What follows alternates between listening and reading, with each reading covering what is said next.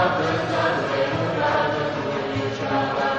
Güle uyan sabahın ve yüreğimin yanıldı. Güle uyan sabahın ve yüreğimin yanıldı.